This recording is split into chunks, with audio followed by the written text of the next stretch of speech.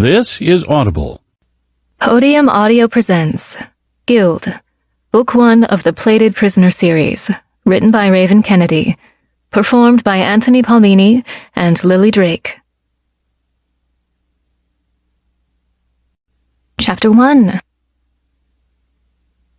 I lift the gold goblet to my lips as I watch the show of naked flesh through the space between my bars.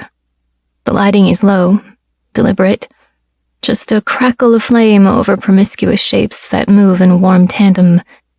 7 bodies working all to one sole release, while I'm here, apart, like a spectator for a sport. The king called me in here a couple of hours ago, when he started getting hot and heavy with his revolving harem of concubines, also known as his royal saddles. He decided to have his pleasure in the atrium tonight, probably because of the acoustics in here. To his credit, the moans really do echo nicely. Yes, my king, yes, yes! The skin around my eyes tightens, and I quickly gulp more wine down and force myself to look away and take in the night sky instead. The atrium is huge, and all of the walls and the dome ceiling are made entirely of glass windows, so it's the best view in the palace. That is, when it stops snowing long enough to see anything. Right now, there's a snowstorm, like usual. White flakes fall from the sky, a promise to cover the pains by morning. But for now, I can see a faint hint of a single star high above, peeking out from between the oppressive clouds and looming white. Always the puffy, frozen vapor stands sentinel over the sky like a miser, stealing the view from me and hoarding it to itself. But I have a glimpse, and I'm thankful for that. I wonder if at one point, past monarchs from forgotten times built this atrium so they could chart the stars and decipher the stories that the gods left for us in the sky. But then, nature thwarted them, those sentry clouds mocking their effort and blocking truths from us.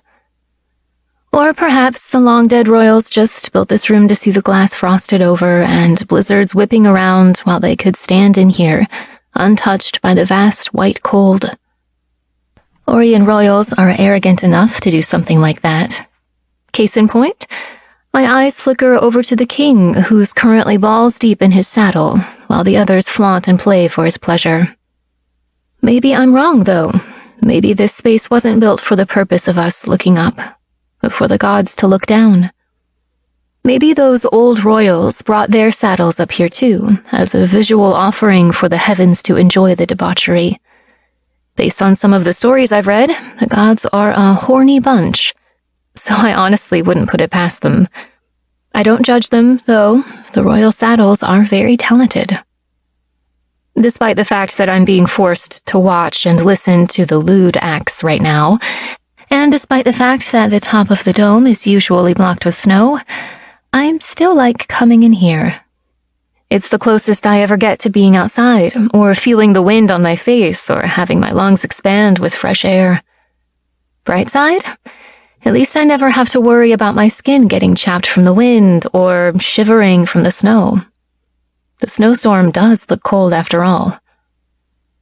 I try to keep a positive outlook on life, even if I am in my own person-sized birdcage.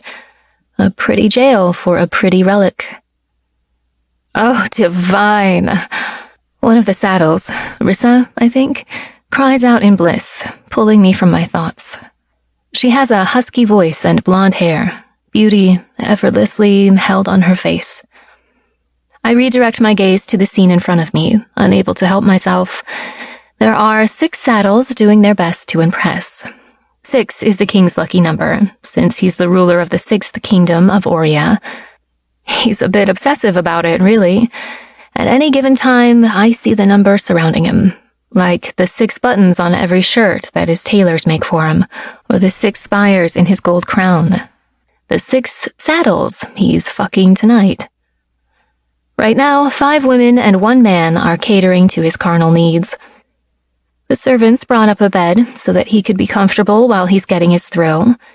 It seems like a big hassle for them to take apart the enormous bed, walk up 3 flights of stairs, and then put it back together again, only to have to remove it again later. But what do I know? I'm just the king's favorite